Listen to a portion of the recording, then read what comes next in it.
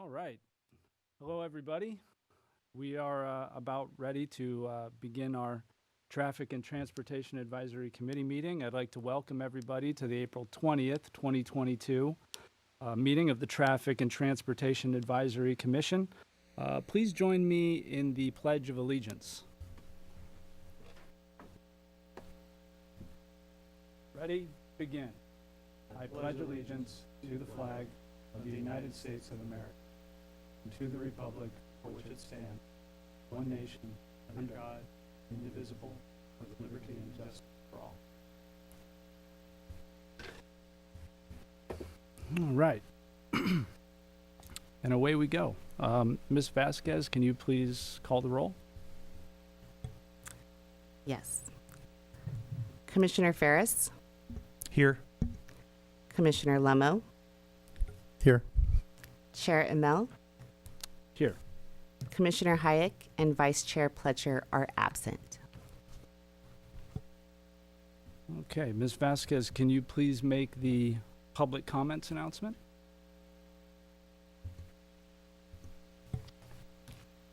Okay.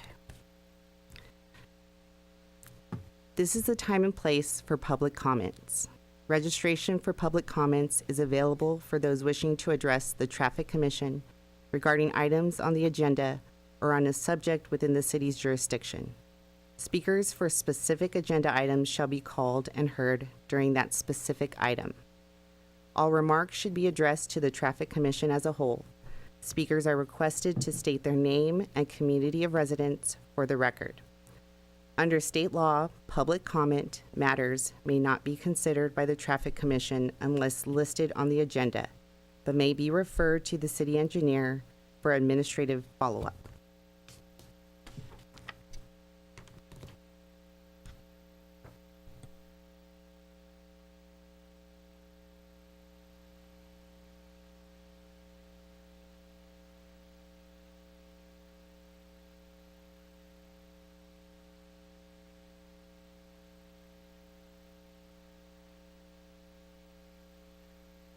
Excuse me, Chair, one thing. Also, please silence all cell phones during the meeting, and please remember to mute your microphones when you are not speaking. And we'll try to remember to activate the microphone when we are speaking. Since there are no speakers, we can jump to item 5 on our agenda, which is the summary notes from our January 19th, 2022 meeting. Are there any comments regarding the summary notes from the commissioners?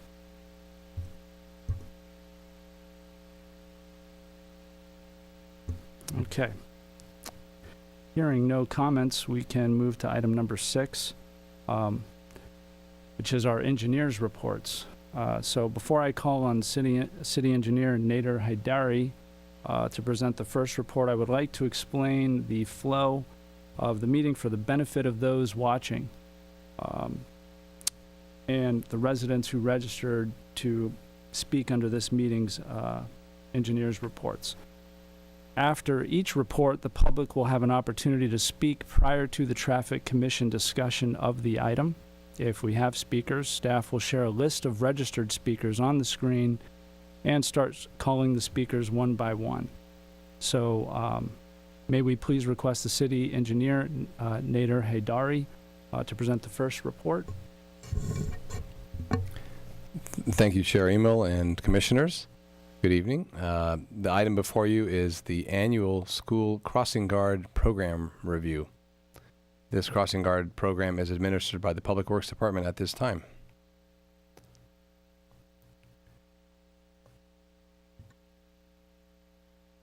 The purpose of a crossing guard, just to begin with, is not to control traffic, but is to educate children about safe crossing habits and to be positive role models. We currently have 24 crossing guard locations citywide at 20 different school campuses, comprised of 15 elementary schools and 5 middle schools, with Sycamore being a combined K-8 complex. 18 of the crossing locations are directly adjacent to a school, while the other 6 are down the street from a school. The program currently has 2 supervising crossing guards, 22 regular guards, and 1 substitute guard. Most schools have one crossing location, but Ladera and Lang Ranch have 2 guards.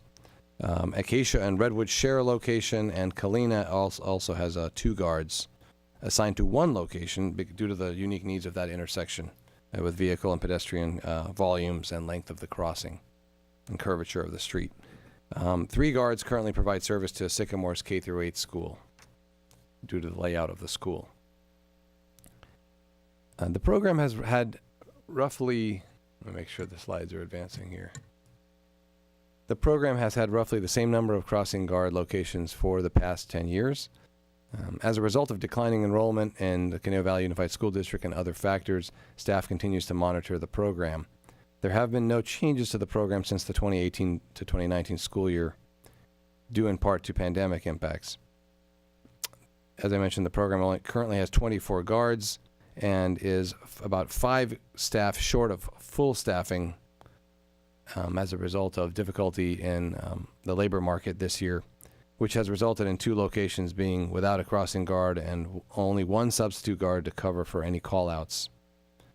The program has an annual cost of in excess of $400,000 to the city, which works out to about $17,000 per location.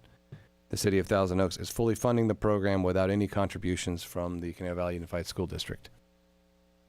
In order to qualify for a crossing guard, a location must meet the city's minimum guidelines for both pedestrian and automobile volumes during AM and PM peak school periods.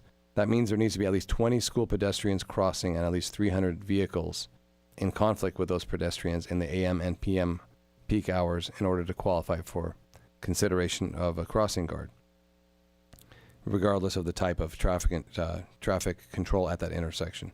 The city's standards and thresholds, which are in bold on this slide, are for consideration for crossing guard are more generous than the standard statewide standards, which are based on the MUTCD.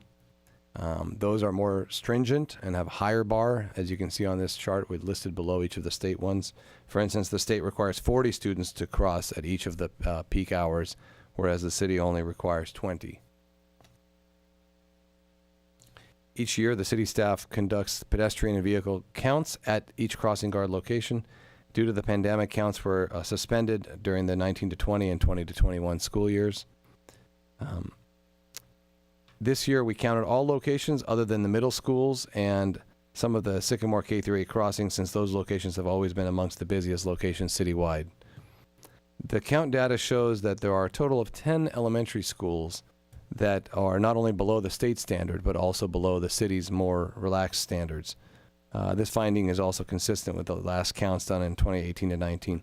We'll be focusing on 5 of those 10 locations tonight, which do not meet any of the pedestrian counts, and we will monitor the other 5 locations next year. No other changes are recommended.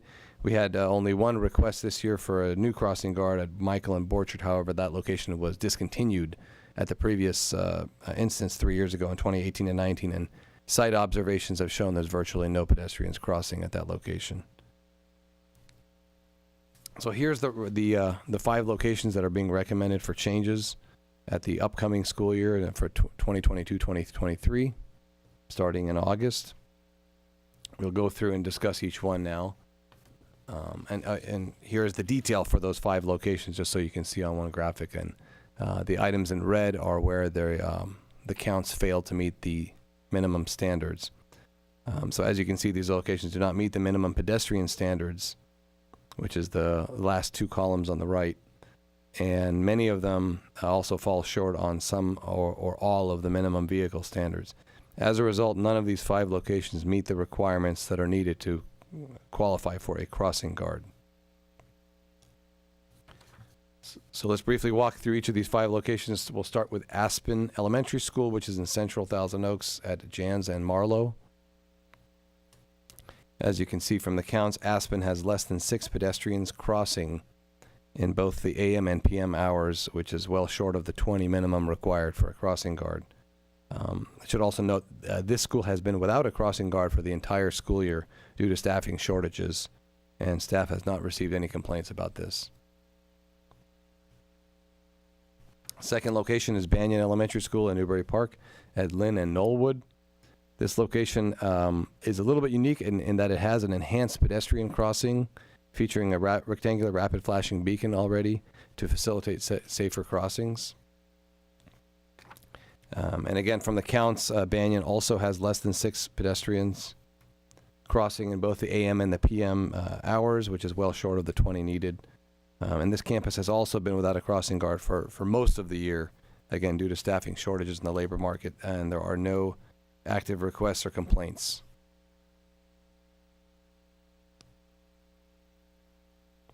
Can I ask you just a quick question? Yes. Did you compare any of the auto count or the vehicle counts? And the reason why I'm wondering is, as parents drop their kids off to school, we lose them in the pedestrian count, but our car count has gone up?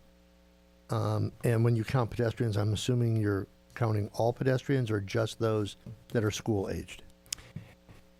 We actually are counting all pedestrians, even though the strict standard says it should only be the student. But no, we're counting all pedestrians that are going to the school. If they're just running by with their dog and have no relation to the school, then I think they're not counted. But all pedestrians are counted as individually. So on the other question, yes, I mean that's over the course of time. Going back 20 to 30 years, that's been a big trend where reduction in pedestrian in terms of school, going to school, and increase in students getting dropped off. But if you're talking about just now versus the previous counts, we would have to make that correlation. Okay. Thank you. The third location is Glenwood Elementary School in Central Thousand Oaks at Windsor and Spalding. This location falls short of the morning pedestrian volumes, but it also falls short of the vehicle counts that are needed in the morning and the afternoon. This school also failed to meet the minimums in the 2018 to 2019 counts. Location number 4 is Ladera Elementary School and near La Avenida de los Arboles on Calle Damasco and Calle Alejandro. As you can see also from the counts here, this location falls short in the afternoon counts and also doesn't have the requisite vehicle counts in the AM or the PM. This may be because there is a secondary access to this school, the main access, which is at Arboles and Plantis, which are the main crossing of pedestrians. That one meets all the minimum standards and is not being proposed to be modified or discontinued. And the last location on the recommendations is Madronia Elementary School in the Lynn Ranch area. Here are the counts. This location does not have the requisite pedestrians or vehicles in either the AM or the PM hours. The school was also without a crossing guard for portions of this year due to the lack of available crossing guards. This, as indicated on this slide, this location is also unique because it's technically outside of the city limits. It's actually in the unincorporated county area. It's close to the border, but it's in the unincorporated county area. And we did connect with the county, and the county policy for the unincorporated areas is that the school district is to provide the crossing guards, and the county does not support providing those. So again, just to recap, the request tonight is to receive public input on the matter and recommend the following actions to City Council for the upcoming 2020-23 school year for the 5 elementary sites that do not meet any of the pedestrian minimum standards and do not meet some or all of the vehicle minimums. This item would subsequently go to the City Council for their consideration. Public outreach, I mentioned we did discuss with the county on that one location, but in addition to that, staff met with the Conejo Valley Unified School District Assistant Superintendent earlier this month to go over the proposed changes to the program and answer any questions that they had. We also provided the school district with a PDF copies of the meeting notice for tonight's meeting for them to distribute to any students or parents that would be interested in attending tonight's meeting. As of the meeting time, the start of the meeting tonight, we have not received any written or telephone requests or comments on this item. And with that, staff is available for any questions. Mr. Haydari, thanks for the very thorough and comprehensive report. I would just like to begin by asking the commissioners if they have any technical questions of staff, because if not, I would prefer first to open up the the matter for public comment if there are any. Okay, it appears we don't have any questions for staff from the commission. Do we have any public speakers? No public speakers or written comments.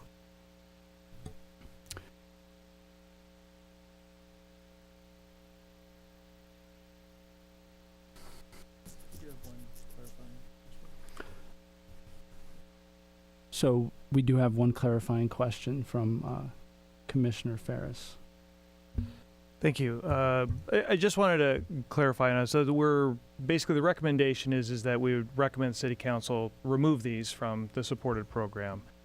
And the study was conducted with the 24 locations that were there previously, and all of them either met the requirements or they've met the pedestrian requirements, and maybe not. So I think there were like 5 of them that are still under review, and we'd look at them. But these are the 5 that we would recommend. They don't meet the standards, and we would recommend denial. The rest of them still would have crossing guards because we did that full study. Is that right?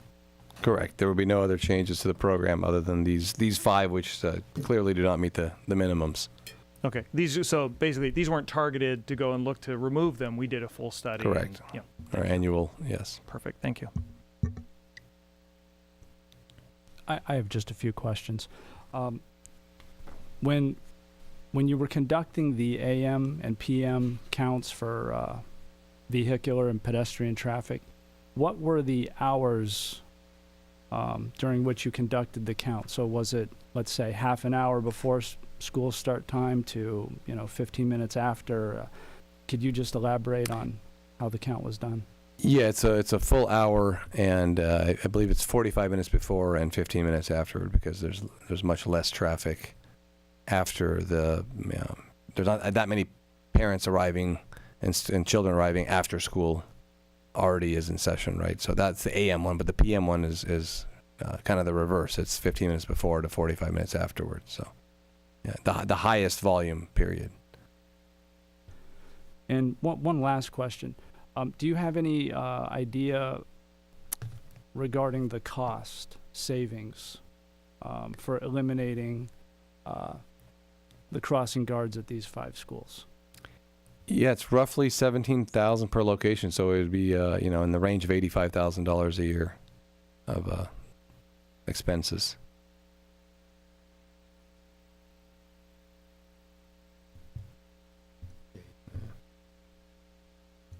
Okay, do we have any further questions for staff?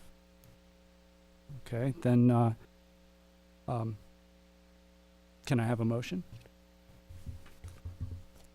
I'd like to put forth a motion to follow staff's recommendation, consider the staff report, receive public input, which there was none tonight, and would recommend the following actions to City Council for the 2022-23 school year, which would be to discontinue the guard service for that 2022-2023 year, both at Jans Road and Marlow, Lynn Road and Knollwood Drive, Windsor Drive and Spalding Street, Calle Damasco and Calle Almendro, and Camino Manzanas and Marion Avenue. Do we need a second? Okay. Ms. Vasquez, can you call the roll? Commissioner Ferris, Yes. Commissioner Lemo, Yes. Chair Emel. Yes. Motion passes 3-0. Commissioner Hayek and Vice Chair Pletcher absent.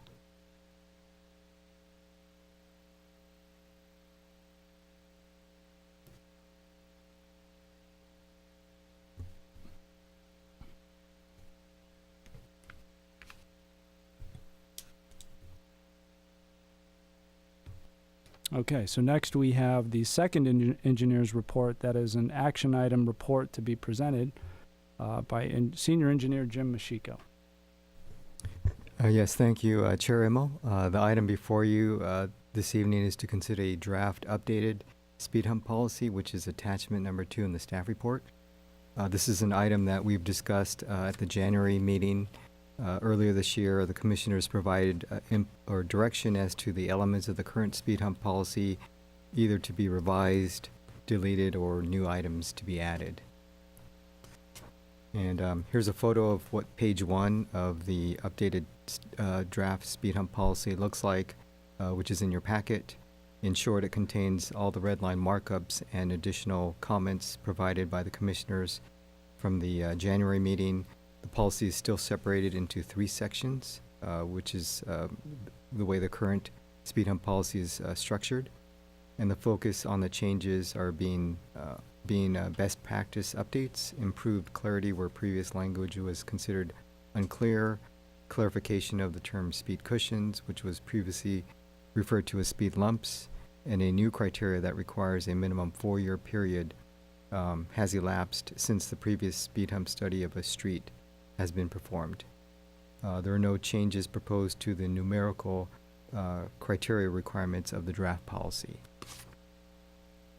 So with that, the recommendation is in the staff report. The recommendation developed this evening by the commission will be forwarded to the city council for consideration later this spring. And staff will be happy to entertain any questions. Thank you. Thank you, Mr. Mashiko. Does the commission have any technical questions for staff?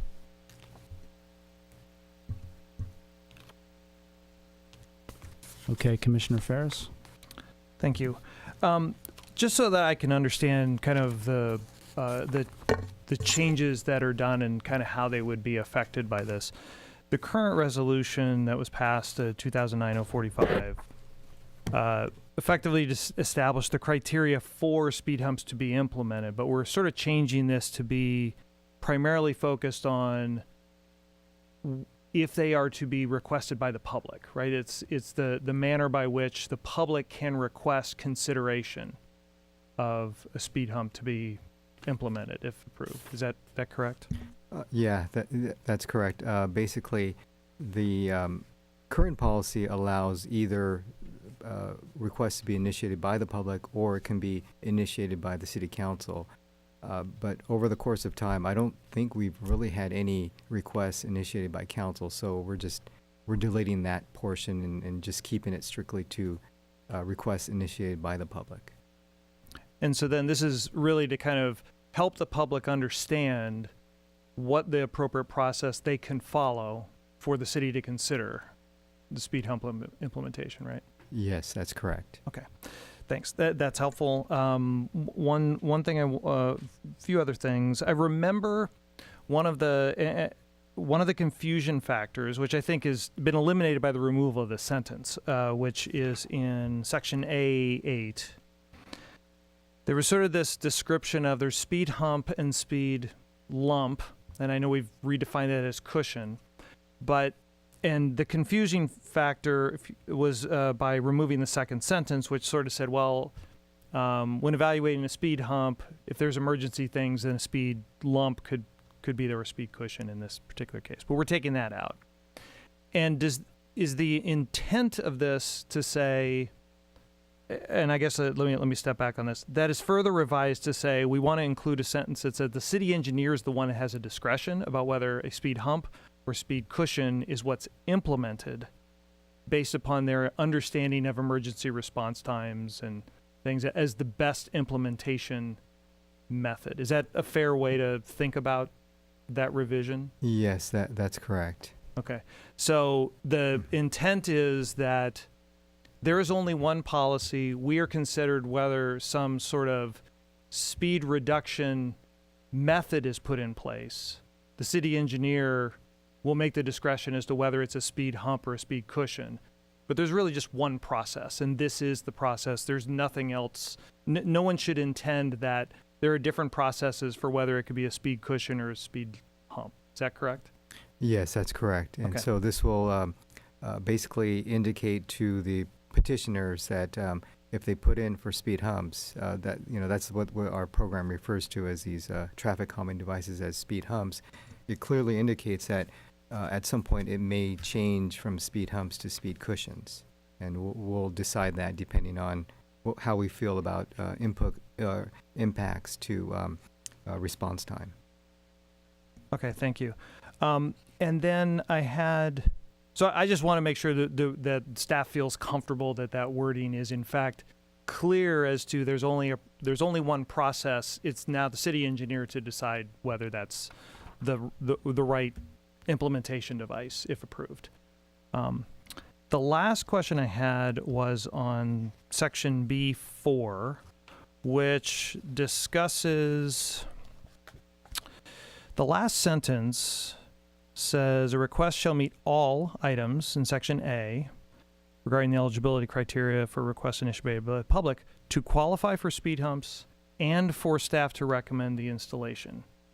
And so what I worry about is that to say to qualify for speed humps, is that something that could be used to say we won't entertain a hearing if they meet the 75%?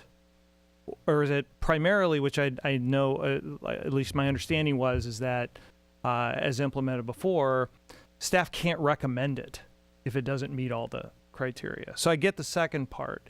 Is it wise for us to potentially remove? I'm wondering if we should potentially remove that prior section, because I think and staff can tell me what the intent is, but would want to make sure that it's clear that the request can't be recommended by staff if it doesn't meet all the eligibility criteria. But they still would get their hearing if they meet the petition requirements. Is that an appropriate understanding of the intent of the language changes? Yes, that's correct. They will definitely get their hearing. As long as they meet the 75% petition requirement, they'll definitely get their hearing. Okay. Great. That maybe clarification in language there. That one can be a little fuzzy to where someone could say, "Oh, well, they didn't qualify, so they won't get the hearing." So that's good. Thank you. One other question, I think. Sorry, as you brought that up about the 75%. How does one determine that the number of signatures they have submitted is 75% of what is eligible? I think in the previous resolution, the city sort of said, okay, well, here's the list of affected users. You need to get 75% of them. I thought that was potentially taken out. How does one ensure that people know what the 75%? Like if there is 100 affected users, how do we know that they need to get 75 of those 100? Okay, yeah, I think some of that level of detail may not be fully explained in the policy. We generally work with the residents before they decide to submit a petition. We'll generate a map of the neighborhood and then outline the streets and the homes that front the particular street that should be included in the petition process. And we'll take a while and discuss with the resident how and why we decided upon those homes. But I think one of the things that you brought to mind is affected users, because if you're going on a street where speed really is a problem, and 30% of them people traveling on that street don't front that street, they're coming from outside, technically they're affected users of the street. Actually, to clarify, I think the language does state, and it's not intended to be changed, that it's affected property owners. So my failure on that one, because I just double checked on that, but that makes total sense. Yeah, but I guess from my standpoint, I'm thinking from a resident's perspective, they want to be able to know what the rules are to get their hearing, and they want to have confidence that they've done what they need to do. If it's 75%, how do they know what what those 100 are, so that they know if they come in with 75 or more? What I always worry about, they don't want to come in and say, well, actually there were 101 and you got 75 of them and it didn't meet the 75% threshold, so therefore no hearing. So I want to, how do we know? How do the residents know? I think that's my primary question. Yeah, I guess to help clarify that one, as Jim was indicating, that information or the list of affected property owners will be developed as one of the first steps in the process. So and that wouldn't change. I mean, that would be, okay, here is the affected property owners, and so there would be, that clarity would be provided at the outset as opposed to a moving target to that interested petitioner. So in section B2, where it says the petition area shall be determined by the city, and we're striking that, is that something that, I guess I'm just still trying to figure out how the city and the residents determine that they know who the affected property owners are so that we know how to get 75% of them. And that's fine. Yeah. I think that's an issue, that's an item I think I just wanted to try to get a little bit of clarity on. Last thing, I apologize to our fellow That can be addressed. But so the clarity on this is that assuming we know the 75%, they get their 75%, they will get their hearing, and it will be scheduled before the Traffic Commission. Staff will provide its recommendation. It will, if it does not meet all the eligibility criteria, it will be recommend denial to the commission. If it meets all the criteria, staff will use its discretion to determine what its recommendation is. But that will be what is presented to the Traffic Commission. Public will know that that's how that works. Commission will provide its hearing. If it provides a denial, petitioners have, and I think it's someone who's in the residing petition zone, has the right to appeal to the council as long as they pay their fees and that kind of thing. But that is a reasonably clear method of evaluation and appeal. Is that the way I've described it, the way it's intended to work? Yes, that's correct. Okay. Thank you for the indulgence for staff and our commissioners. And then, the one last thing on the petition, on section A1, it clearly would tell the petitioners, it would have to be the property owners fronting along the street, so they know, okay, we're only going to take those homes that are touching the road, because I think the reason for that was, if speed humps go in, okay, it may be placed right in front of their house, or if we put in signs or other devices related to the speed hump installation, because they front the road, they're going to have to live with the consequences. I think that helps me in understanding that. At least it provides a little clarity as to who qualifies as an affected property owner or not. So I appreciate that. Thank you.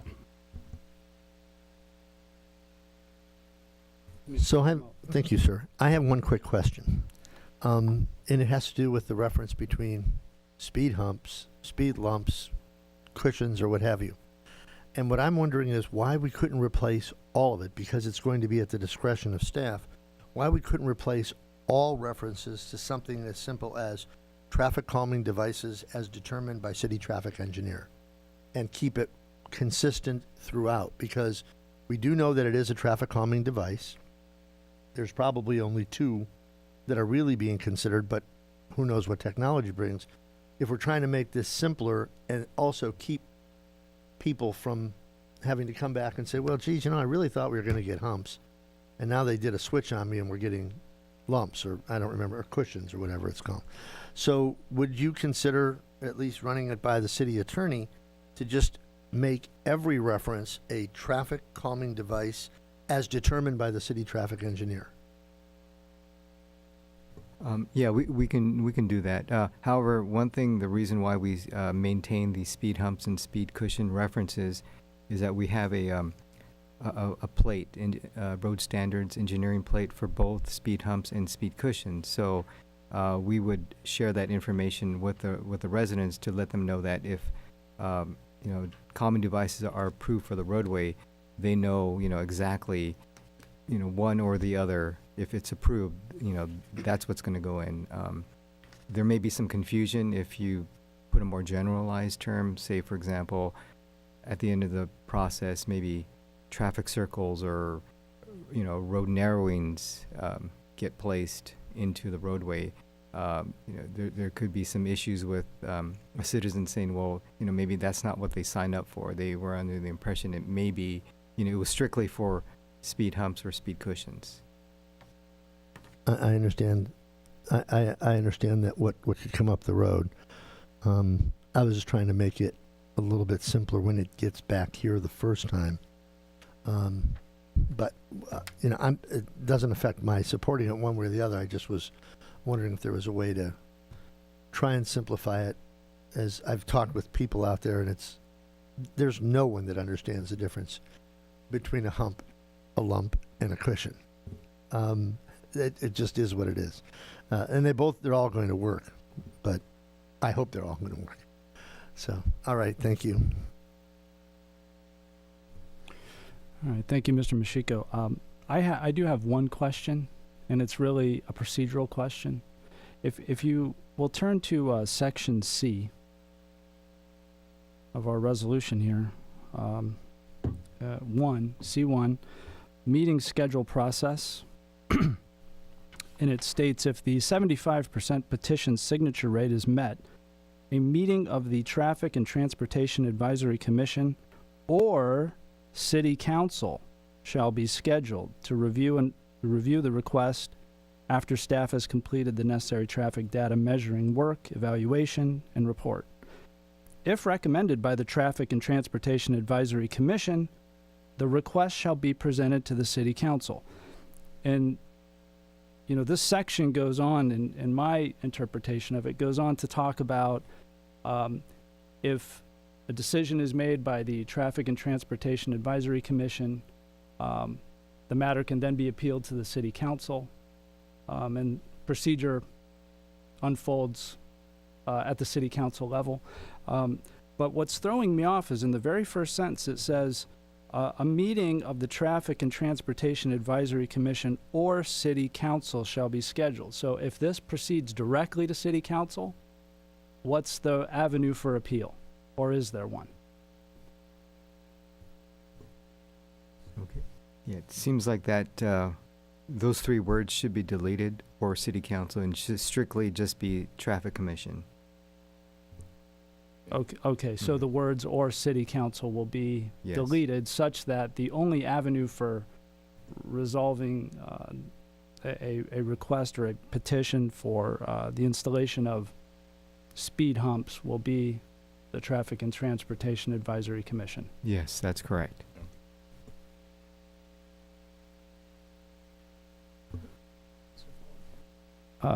Commissioner Ferris has a follow-up question. Yeah, so in general, because we are an advisory commission, all things which come to us are advisory and recommendations to the council. Is that right? Yes, that's correct. So if we recommend approval, it goes to the council. If we recommend denial, it must be appealed to go to the council. Is that right? That is correct. Let me just ask kind of a weird off the thing. Isn't that actually, aren't we making a decision at that point if we deny it as opposed to approving it? Because we're requiring now the residents to actually appeal it before it goes to the council. Yeah, I mean, I think it's no different than also, certain land use items in Planning Commission, but the intent is that the council then will only hear items that are, for lack of a better word, substantiated or legitimate or suitable to be processed and recommended. I do want to quibble just slightly on it, because usually some of those committees, at least the Planning Commission, they actually have decision-making authority on some aspects, so they can either approve or deny, and if they deny, that can be appealed for hearing to the council. If the council has the final say on it, they will recommend it, and may be recommending a denial, but I think it goes to the council, because they're really the ones that are here, as we're sort of describing it. If it comes before the commission, if we don't really have decision-making authority, so we're only recommending approval or denial. If it's denying, and then the current ordinance or the current resolution basically says this, but it's like they have to appeal to get it to another level. But if it's approved, they have to go to the other level, because we don't have the authority to make the decision. I'm just saying, I guess, if we deny it and they don't appeal, that's effectively a decision, correct? Yeah, that is an accurate interpretation of how you've captured it. Now, whether that's the appropriate method, and that there needs to be maybe some discussion with staff and city attorney about some of those nuances. Thank you. So Commissioner Lemo is pulling on my sleeve over. He wants to say something. I just ripped that sleeve. No, I'm going to handle them in two separate ways. I believe my experience has told me that we do have the authority to deny something because it's protected by appeal. In regards to approving, if you had to estimate, what would it cost to put in speed humps in an area? And I'll tell you where I'm going with this in a second. Go ahead, Yeah. I'm sorry. I mean, Just a ballpark. 20, 40,000. Yeah, probably nowadays at least probably 30 to 50,000. Okay. I know that we're allowed to approve, as long as there's no appeal to council, up to $20,000, if I'm not mistaken. I don't know if that's ever been changed or not. So I guess what I'm wondering is, if we approved it, does it have to be, if we approve someone's speed humps, I know that we've been delegated the ability to turn down virtually anything because it's protected by appeal. If we approve it, have we been delegated certain approval authority by council, or would an approval have to go to council because the expenditure is greater than what we can do here? That's, because that would make sense to me, that we'd have to tell people that, hey, looks like you got your speed humps, but it's up to council to approve it, because they're elected to watch over the money as well as other things. Well, that is certainly one level of it. Although the ultimate construction package would then go back to them if necessary for the public contract code purposes. But the council may have the decision for stop signs and speed humps and other elements may reside with the council and per the municipal code. So, the ultimate, for design immunity and other factors. So would we, if we want to approve this, can we approve it with pending, pending a statement on our concerns regarding the approval process by the city attorney? So that would just be incorporated into this, so it doesn't have to come back again to us. Yes, the assistant city attorney, Noel Doran, is on the line actually and would like to comment on the matter. So let's see if we can patch him in. Yeah, can you hear me? Yes. Okay, great. So yeah, you guys bring up some great questions here. Ultimately, this is going to be a resolution of the city council, and they're essentially delegating the authority to you to make a first round decision with regard to an application for speed humps or speed lumps, speed cushions. And so I think that's fine.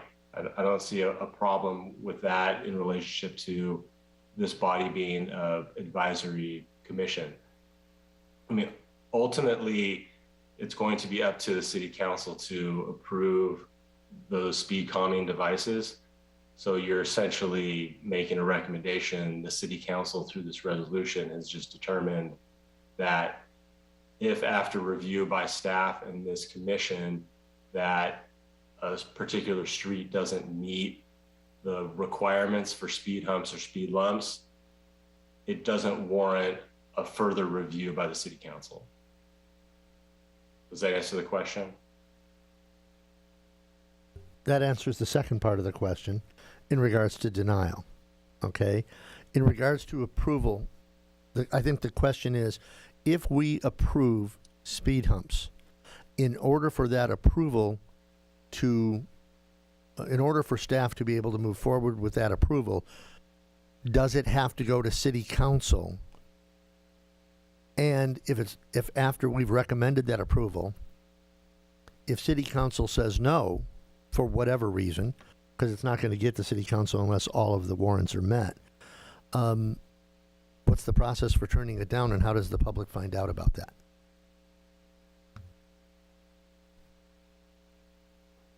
Yeah, so the approval is essentially a recommendation to the city council. And then I believe in the appeal process, if there's a denial, there's a written letter to the lead applicant. And then that notifies them of the decision and their ability to appeal. So in the past, and I think what we can just do as part of either staff or commission, when we're on the verge of we're voting to approve something and it gets approved, before the item gets closed out, they're told, that this is a decision, that this is a recommendation that the Traffic and Transportation Commission has made to City Council, who will have the final decision. Now, I think 9 times out of 10, they're going to have the final decision that supports the recommendation, but I think it's good to just wave the flag and let people know that's what's happening. Is that proper, Mr. Cowan?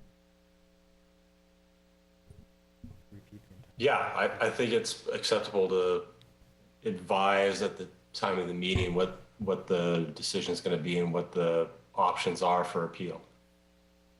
Yes, that's done. And in addition, when it does go to City Council, the notification process would be replicated again, and so those affected property owners would be notified that this item is going to City Council, and they would have another opportunity to attend or watch or participate in that decision-making process. Okay, thank you. Commissioner Ferris has another question. So I think this discussion's been helpful, I think, to make sure, because I just want to make sure like the public knows what the process is and that the appropriate decision-making authority is intended to be given to us on denials, but not on approvals.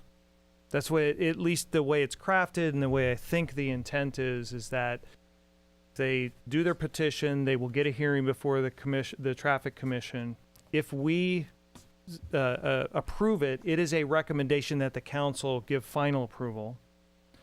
If it is a denial, we would be delegated by the council approving the resolution the ability to deny that application, and it also grants the applicants the ability to appeal to the council. And if that's the intent, and that's something that that the council can give denial approvals, or denial powers, but not necessarily approval powers, then I think that's fine as long as that is the intent and we're able to do that. Does that make sense? Yep, that is accurate. Great, thank you. So looking again at section C1, it seems to me that that's pretty well articulated in that section, and so therefore no revisions would necessarily need to be written, right? Because it does talk about if the Traffic and Transportation Advisory Commission does make the recommendation, then it'll go to City Council for final approval. And then in section C2, of course, lays out the procedure if there's a denial by the Traffic and Transportation Advisory Commission. Does staff agree? Yes. Other than those, or City Council that we previously discussed, that should be modified in that section C1. Okay, thank you. Any more questions for staff? Okay, no more questions for staff from the commissioners. The cross-examination is over. We didn't even get to public speakers yet. Do we have any public speakers? We have no speakers or written comments on the item. In that case, can we have a motion, or should we have further discussion?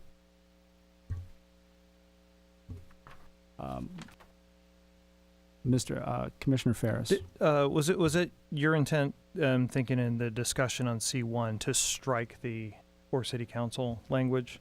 Okay. Correct. So if it's okay, consistent with that one change, I would be okay to make a motion.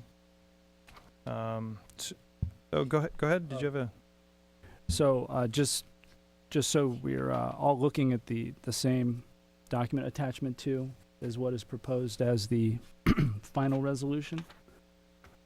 And so I was working off attachment 2 to this item, and you were specifically just referencing section C1 where in the first sentence we had that phrase "or city council," which will now be stricken.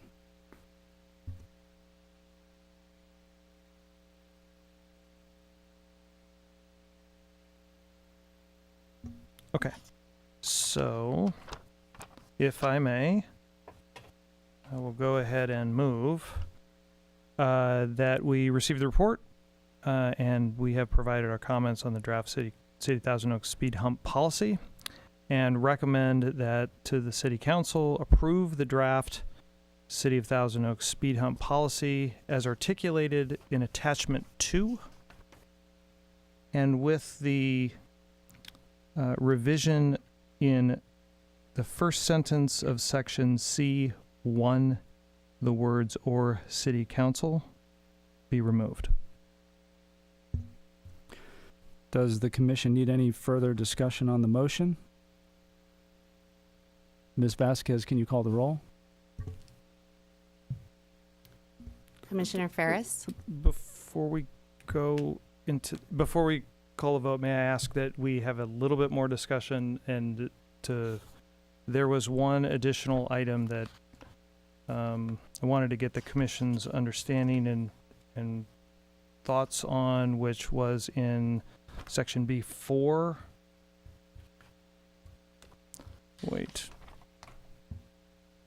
Section B3 of attachment 2, because it says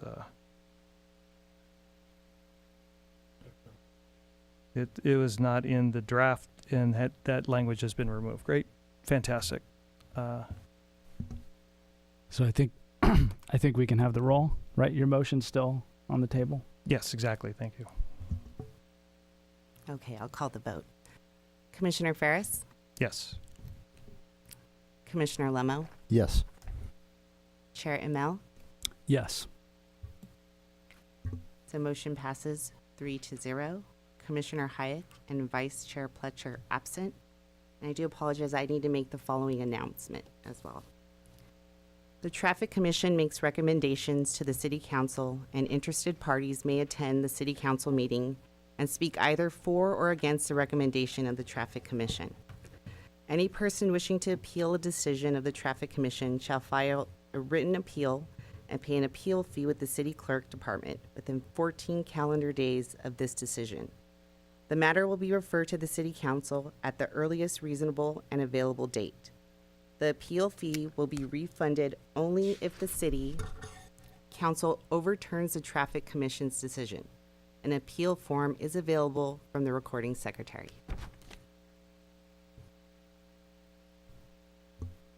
Thank you, Ms. Vasquez.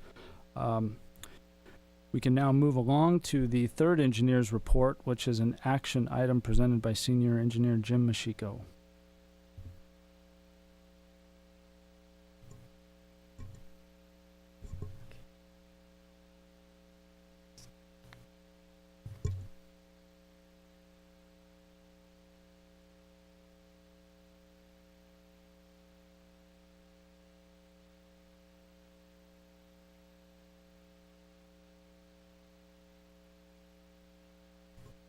Okay, thank you, Chair Emil. Sorry for the technical difficulty we just resolved. The item before you, 6C, is to consider adding stop sign control at 6 T intersections. 5 of the intersections are located within residential neighborhoods, and 1 is within a business district. We typically bring these stop sign evaluations to the Commission about once a year to allow for public input on the proposed installations, and to develop a recommendation for the City Council, as they have the authority to approve all stop sign installations. Stop signs are one of the few traffic control devices that are not approved administratively. And here's a listing of the 6 intersections under review tonight. Stop or yield signs are not present at any of the 6 locations to regulate right-of-way. The primary areas of concern is that some drivers at the terminating streets fail to yield before entering the intersection. They just roll through as if they have the right-of-way, which results in vehicle conflicts when cross-street traffic is present. The second area of concern is corner visibility when approaching from the same terminating street. I'll be showing you some pictures that illustrate this point. You'll see some sources of visual impairment to drivers as they approach the intersections. Staff has observed the driving behavior and the sight distance conditions at these 6 locations and believes stop sign control added to the terminating legs could mitigate the failure to yield and line of sight issues. As mentioned earlier, stop signs require City Council approval. We've adopted a practice to vet these proposed installations through the Traffic Commission before they're considered by City Council. Okay, this location map shows 4 of the 6 locations located near Weathersfield Elementary School in central Thousand Oaks. The map shows the 4 proposed stop signs at the terminating legs of each T intersection. This next map shows Ilex Drive at Adrian Street in Newberry Park.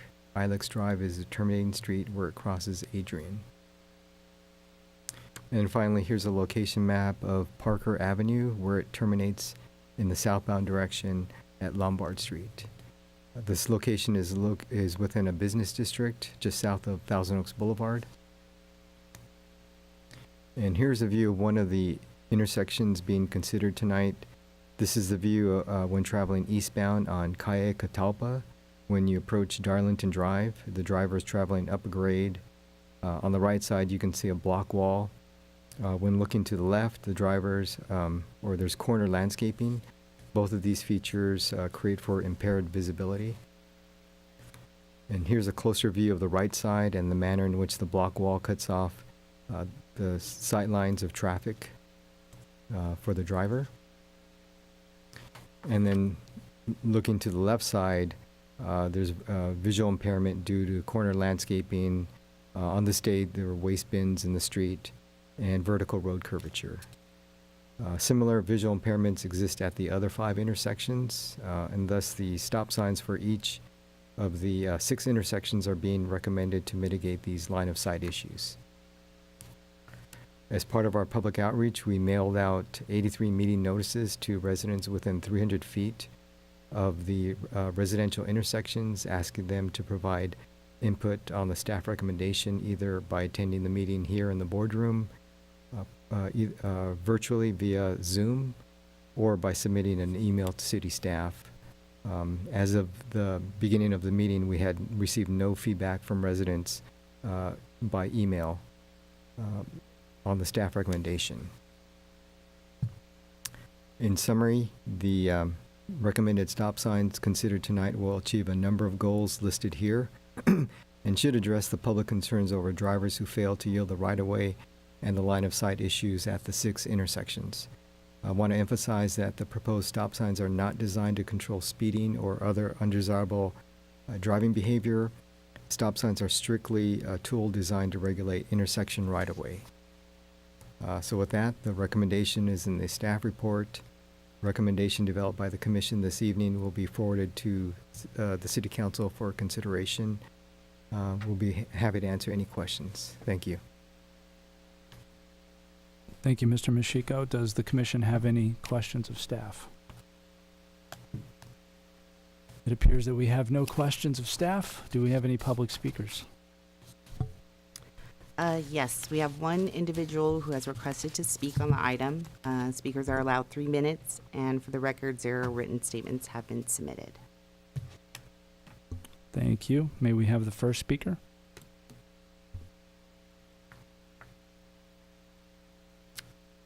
Okay, the first speaker is Tim Mcdougall. Please click unmute and state your name and city of residence for the record. You will be reminded when you have 1 minute remaining, and again when your time to speak is up. Hey, good evening, everyone. Coming to you live from the intersection of Ilex and Adrian. This intersection is located very close to the place where I live here in Newberry Park, and it has been a dangerous area because there's a lot of vehicles that come up from Carob and enter onto Ilex at even though there's a stop sign there at Carob and Ilex, they do come around the corner pretty aggressively. And then once they get to this point, they can go left to right without any impedance to their traffic. One thing I've noticed though, there's a lot of people out, walking. Here's somebody walking the dog. Hey, that's a good looking puppy. Anyway, with the advent of electric vehicles, you're just not as aware of these vehicles coming and going and approaching. And I think it would be very wise on this commission to recommend a stop sign for this particular location, as well as the other ones that have been identified. I really appreciate your service. I appreciate the opportunity to speak with you tonight, and thank you for your consideration. Okay, thank you. Ms. Vasquez, do we have any other speakers? Just the one? Yes, just the one. Does staff wish to respond to our speaker? I don't think we have any comments on, I guess his support for the recommendation. Does the commission have any response to the speaker or any further questions for staff? We have nothing. At this point, I'll close public comments and ask if we can get a motion. Or I can. Sure, I'll make the motion. Okay. My motion would be to move to consider the staff report, which we've done tonight, and follow the staff recommendation and forward to City Council for stop signs at the 6 intersections detailed in the staff report. That's my motion. Thank you, Commissioner Lemo. Ms. Vasquez, can you call the roll? Commissioner Ferris, Yes. Commissioner Lemo, Yes. Chair Emel. Yes. Motion passes 3-0. Again, Commissioner Hayek and Vice Chair Pletcher are absent.